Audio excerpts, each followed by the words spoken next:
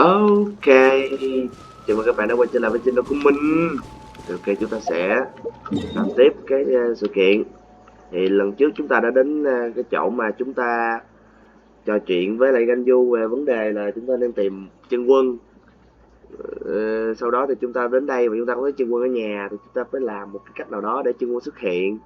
Thì mình đã phải giả bộ bơi ra tới giữa một cái đồng hồ, xong rồi Paimon đây sủa lên là có người chết đuối, người bị lum la xu úm ba sùm lên. Thì mình cứ tưởng chân quân tới nhưng không ngờ là anh lùn mã tử tới. Yeah. Má sinh hơn tự nhiên gì nhắc tới nhức đầu á. Đó, kiểu như là những cái người bạn, gọi là những người bạn đi, họ xuất hiện. Còn ông kia thì sợ ngại sợ đồ, rồi bắt đầu ông kia ổng bắt đầu hằn lên là bốt đừng giỡn nghe, mà giỡn gì không vui đâu á. Mà sinh hơi thì chắc là thôi, chắc là vì muốn kiếm muốn gặp thôi chứ chẳng có gì. Thì bây giờ chúng ta sẽ đến cái nơi mà sinh hơi tập luyện, tu luyện. Tại vì có trò chuyện làm đang dò hỏi á, kiểu sẽ vô thăm từng người, sẽ vô thăm từng nhà vậy đó. Thì chúng ta tới đây, tới nằm đằng sau nè. Chứ chết tôi rồi, anh nằm trên hả? Để nói không?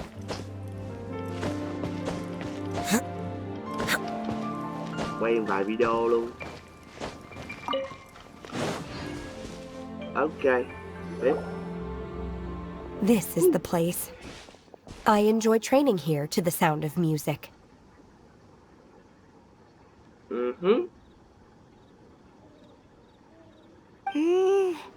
Đó, húm luôn rồi.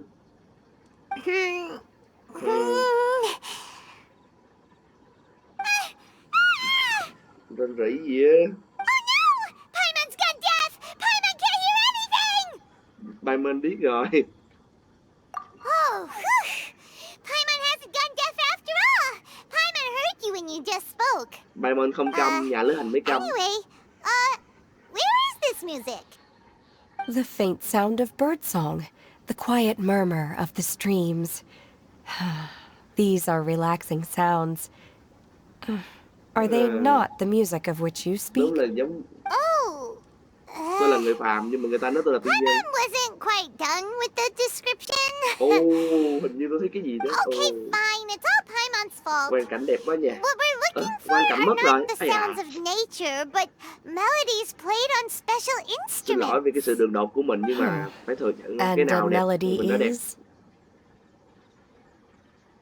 Gan Du, hát một bài thiếu nhi coi nào. Hey, don't you patronize Paimon. Let's get one thing straight. Paimon knows plenty of nursery rhymes, but Paimon does not sing on demand without payment. Hey, why don't you just sing that one melody Shen has heard before? It'll probably help her to understand what we're talking about. Cũng được đi.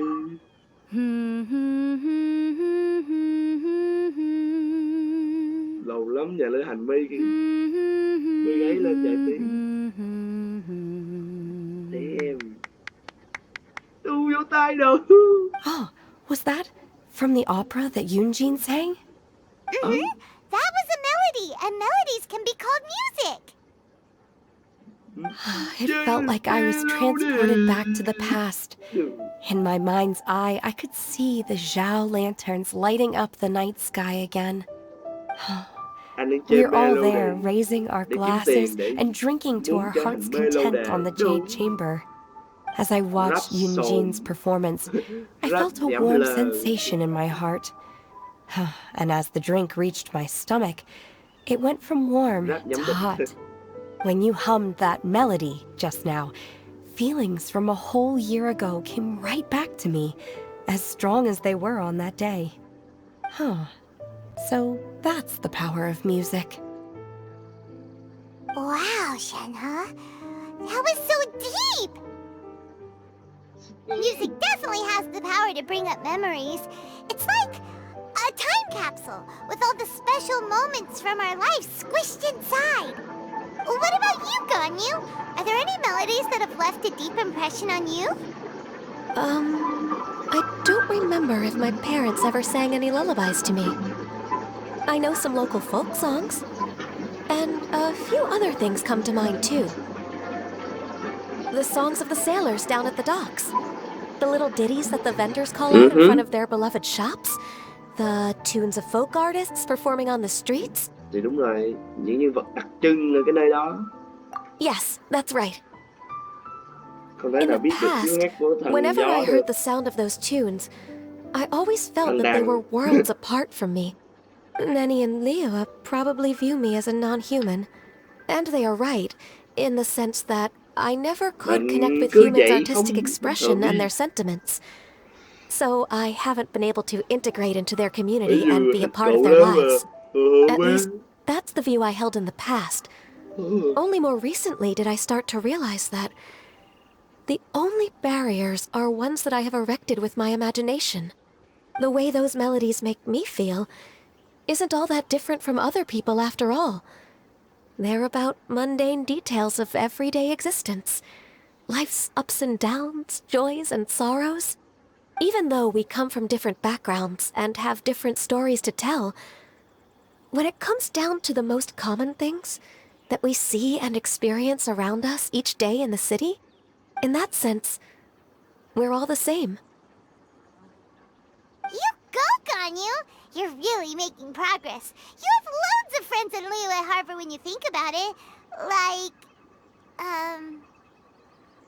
okay, maybe some are more like coworkers and bosses. But at the very least, Kuching and Shenhe are your friends now, right? Yes, I am. Tại mình đọc Shen. Technically speaking, we should refer to each other by the conventional forms of address used among fellow disciples. Shen Long. But now that I know what constitutes a friendship, I do believe we are more friends than co-disciples. Thank you, everyone. Én lịch quá nhỉ? Once the days are warmer, I would like to host you at my home in the city. Please invite Kuching as well. I've planted many types of flowers. I'm sure some of them will be to your taste. You are too kind. I couldn't possibly. Nonsense. You are my friend. I have cultivated and cared for the flowers just as you taught me. Once you've seen them for yourself, I am sure you can advise me how to do an even better job next time. I will save some for decoration. We can feast on the rest. Then, thank you in advance. Wait, what is that saying again? If you insist. Do people say that? I'm not completely sure either. It doesn't matter, okay? You got the point across. No need to split hairs. Paimon's more concerned about your idea of a girls' night out. Eating flowers? Really? Does this have anything to do with you both being the disciples of that illuminated bird? Who dares refer to one not by one's Adeptus title, but merely as that illuminated bird? Master. Our greetings, Cloud Retainer. There it is! The illuminated bird has landed! Double humph. Now she has the gall to use it rather than she. Even after being chastised once already? Barely a moment has passed since we last met, and yet your impertinence has reached new heights. Very well. If you refuse to learn your lesson, one shall scold you no further. One has received your message from Ganyu. On the matter of the Adeptus you seek, one suspects to know their identity.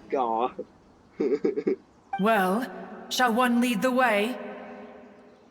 I still have to complete my training for today, so I will bid farewell to everyone here.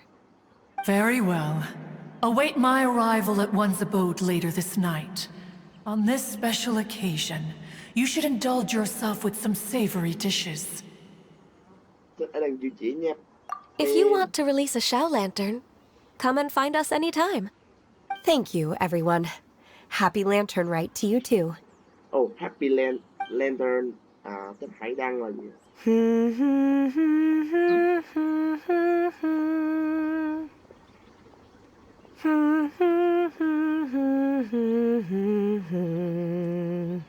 Đù. Đù. Kẻ này dám gọi đúng quá, gọi tiên cò. Vị này vị kia không chịu đâu, tiên cò. Má trời, nói gì cho nó nhanh. Vào vấn đề luôn, nó lẹ. Ở đây à? Vào vấn đề luôn, không dốt đây. Chán là chứ. Đù, bất kính tiên nhân. Từ thần thánh cho đến tiên nhân. Đến tiên nhân nói lại đi, cũng nói là thần thánh chưa xài chữ. Ai quơ hết, quơ tới nái luôn. Ê, chỉnh cái đó. Rồi, tiếp. Is this Quaily Plains? Cloud Retainer, why did you bring us here? God Yu is of course familiar with the name Guizhong, but have you ever heard of her? Tôi cũng không nhớ lắm mà review lại đi. Nhân vật của game nó còn quan trọng bên ngoài. Guizhong is another name of Agentis, the god of dust. She was extroverted in nature and adored social gatherings and inventions alike. Ngày xưa bọn cướp đại bảo đoàn Long ago, this region was yet a prosperous assembly. Guizhong often invited her friends to visit her home, reserving for us seats around the largest stone table. Sea Gazer would always bring out his latest treasure and place it upon the table.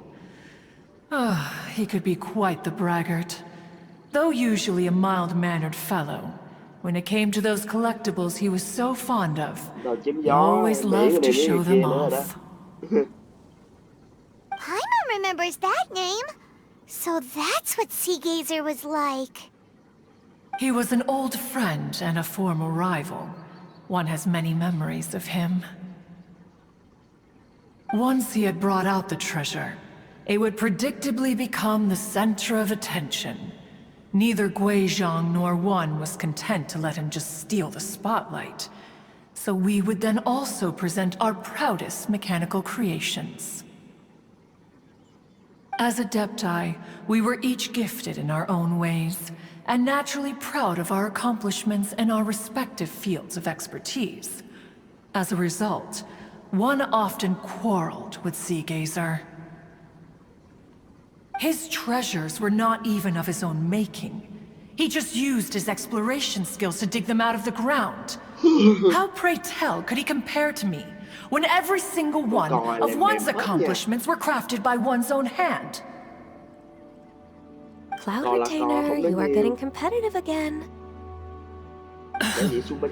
One digresses. Regardless, every time an argument occurred, Guizhong would come over to watch us during our mutual lambastics.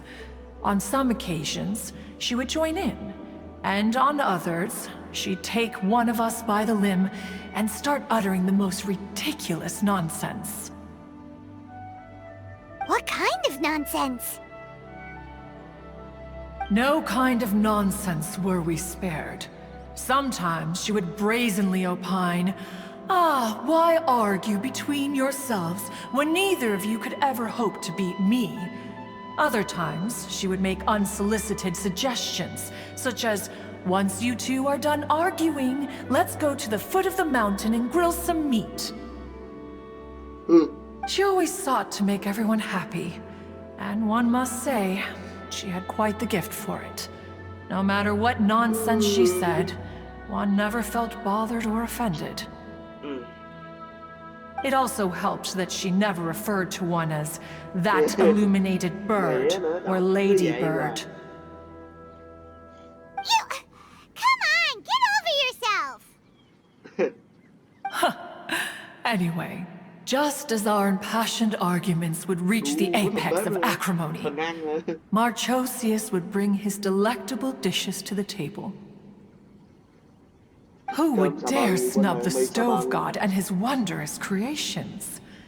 At the sight of him, we would all immediately drop the argument and prepare the table for a night of feasting and drinking. Back then, one was always bothered by how the cups Rex Lapis brought were always too square for one's taste. Can you see yourselves ever enjoying a drink from a square cup? Không lẽ lấy tay uống? Then you are most tolerant, but that is its own virtue. Even one could never find fault with Marchosius's cooking. As we ate, Guizhong would continue to find topics for conversation, filling the table with humor and laughter.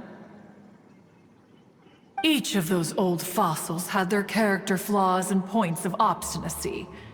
So why was it that whenever we dined together, we always had a marvelous time?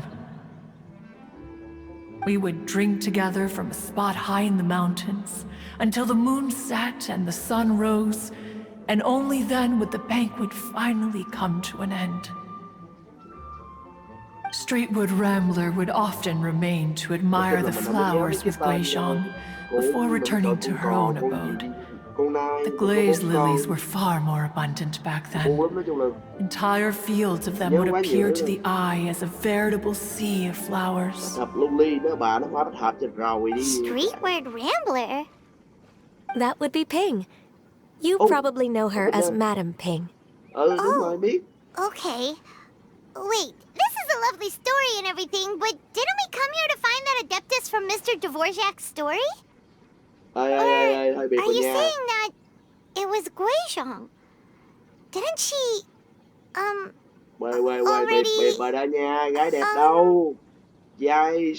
Alas, long has one avoided this place for precisely that reason. The sights here, a reminder of a time long gone, and evoke much sorrow. One should have guessed that you would disrupt one's poignant moment of mourning with your incessant questioning. No matter, one will share the whole story with you now. In times gone by, one quarreled oft with Guizhong concerning mechanical principles. We each had our ideals, and neither would yield. Under the pretext of a social gathering, one invited the impartial Rex Lapis to judge the quality of our creations. But Rex Lapis declared that Guizhong's Obscuro Vulpus mechanism was superior. Though one was too proud to acknowledge it, in one's heart, one knew that Guizhong was indeed the superior talent in the mechanical arts. As for the story between Guizhong and Streetward Rambler, that begins with a certain bell. In Guizhong's opinion, while mechanisms were no substitute for human composers, they were yet capable of producing simple but fine melodies. But Streetward Rambler believed music to be an expression of the soul, an emotional enterprise that could never hope to be replicated by machinery. They argued endlessly, until one asked Rex Lapis to intercede. He confiscated the bell and designated it for ceremonial use. Thereafter, one would often find them convening in the mountains, discussing music, mechanics, and all the affairs of the mortal world. But these good times were not to last. War broke out between the gods, and soon engulfed the Guili Plains. Guizhong was overpowered by the enemy, and fell in battle. When Streetwood Rambler and I arrived at the scene at long last, all that remained among the ruins was her lifeless body. After this, at Streetwood Rambler's request, Rex Lapis granted her the cleansing bell for safekeeping.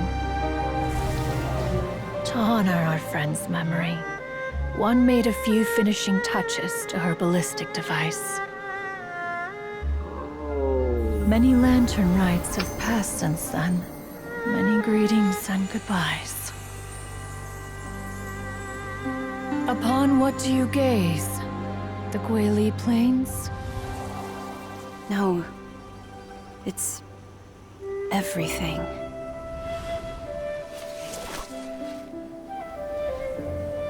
We think of human life as like a lantern that's lit one minute and extinguished the next. But are we Adepti so different? Perhaps as dust settles after a storm, we too must one day return to the world below. One has always been austere and private by nature, and has never relished socializing. One's dealings with Guizhong were born out of discussions on the discipline of mechanics. What? You have loads of friends, and you seem pretty chatty. Just because one is not ignorant of social graces does not mean one is fond of them. One is perfectly capable of partaking in conversation despite being introverted. But in the end, one is nothing like Streetward Rambler. She is dauntless but thoughtful, not to mention eloquent and wise. Moreover, her friendship with Guizhong was far greater than one's own. Back when they were rivals, they would often compete against one another in the realm of musical composition. That cleansing bell was one of Guizhong's proudest works, Bây giờ Guizhong là having ai? the ability to Rồi both nữa là phải compose bài lão đó and không? perform. Mà bà còn sống mà, đã chết đâu, hay là sao? That's weird. Didn't Madame Ping say she pestered an old friend for that bell? Ừ. And she also said something about being a vain beauty when she was young or something. Streetward Rambler, a vain beauty. My foot. That bell has a sad history. Clearly, she refrained from sharing with you the truth of Bây its giờ sao từ origins, từ? since the right Giờ bà time con này had phải là not cái bà yet hồi nãy để come. mất kiến không? Rồi cái bà As for her gọi old là đã chết friend, rồi đó, làm ra mấy Guizhong who đó, else could it be? thì là có phải là... As soon as Streetward Rambler heard that a certain Zhang Li wished to borrow the bell, she realized that the man was none other than Rex Lapis, and that he had made an enormous decision. Đang thắc mắc nè. After all, we all have known each other for several millennia. Some things between us are implicitly understood. Wow! So they were talking in secret code? Oh, Paimon did not see that one coming. Enough of your intrusions. Where was one up to? Ah, yes. Nó One nhiều remembers chuyện now. dở lắm.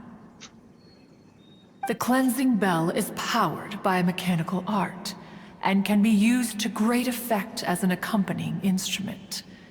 After the passing of its creator, it was used on numerous occasions during rites of parting. But Streetward Rambler did not acquire it from Rex Lapis for the purpose of producing further funerary tunes. No. Each time she rang it, it was to play the tune that Guizhong composed on it. The two once clashed over their beliefs about the meaning of music.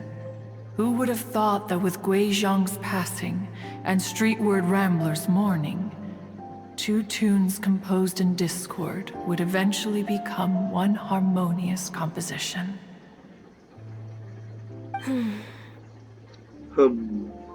Once upon a time, Streetward Rambler also loved gatherings, liquor, and music. But after Guizhong passed, she preferred her own company. She could often be found sitting alone at a mountain summit, contemplating and reminiscing with her zither. The music would go from mournful to soothing to impassioned. Many years passed before she finally composed a melody to her satisfaction. In celebration, she played the tune to the clouds. Regrettably, one has only ever heard her play that tune once. Which brings one back to the matter you've been investigating. Perhaps it was during that performance that the ancestor of your Fontaine friend fell into the water and was saved by Streetward Rambler. Kêu Fontaine rồi đó.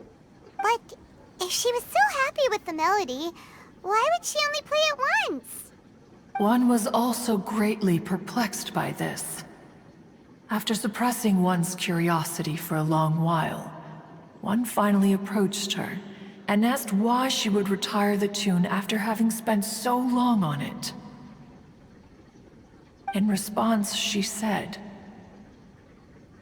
Though the strings that played that melody survive, the one who inspired it is gone. Má câu này Tell nghe me, gớm Cloud gì. Retainer, when the one attuned to Dây my đàn soul chưa is đứt, no longer chi kỷ đã here, xa. who Lưu else Vân, could hope to thử nói xem, understand this tune? khúc đàn này nên để ai nghe đây mà. Aw, poor Madam Ping. Bảo lĩnh I lĩnh just remember being taken care of by you when I was young. Once the Archon War came to an end, I stayed behind in Liyue Harbor to honor my contract. Although I met Gui Zhang a few times, I never knew anything of this particular story. Gui Zhang was quite the visionary, but tragically passed before her time. Her manuscripts still lie unfinished in the realm of clouds. Blank pages give one cause for contemplation on what might have been. Had you not decided to search for that mystery Adeptus, perhaps these stories too would have been lost to the sands of time. As of now, you know the truth.